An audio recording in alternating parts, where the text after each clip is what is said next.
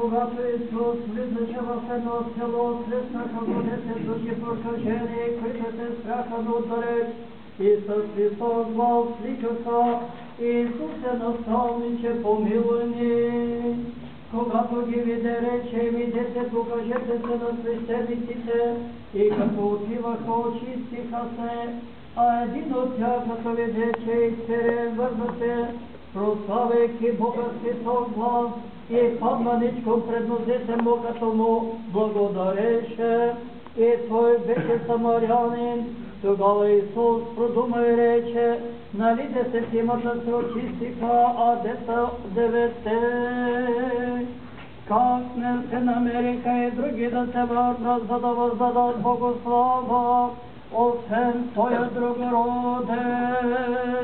И му рече: стани, иди си, твоята вяра те спаси. Слава Тебе, Господи, слава Тебе. Господа да се помолим. Господи, помилуй. Свети преподобно мученичи, Игнатие, моли Бога за нас. Преподобно мучениче Христос, угодниче Отче наш Игнатие, ти, който си бъл помощник на всички, които прибягват усърдно към Тебе, и си гореш застъпник пред лицето на Бога за всички, които почитат Твоята светла памет.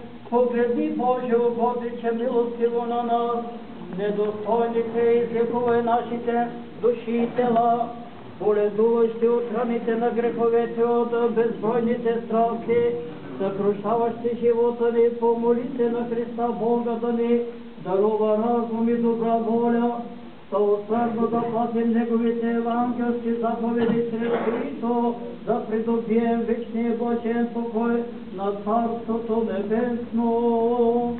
Помогни ни, Светителю Христос, ревностно да пазим светата православна християнска вяра, да обичаме Отечеството си, за които Ти не пожали живота си, запази страната ни от нашествието на другородци и друговерци, а обичният ни народ от гибелни суеверия и пагубни секти.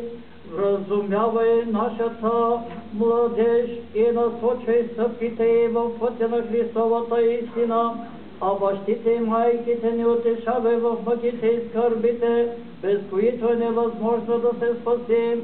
Помоли се, Божие угодниче, на пресветата наша Майка Богородица, да ни закриля винаги под своя честен умофор, а Ти, бидейки на своя роден град, го запази от пожари и наводнения, от ходещата по въздуха язва и от изтребителната пораза.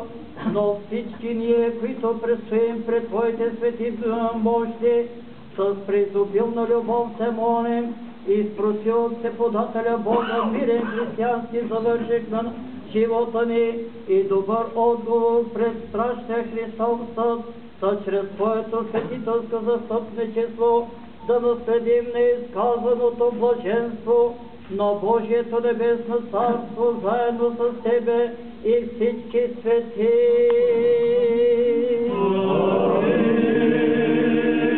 Помилуй, Боже, поведи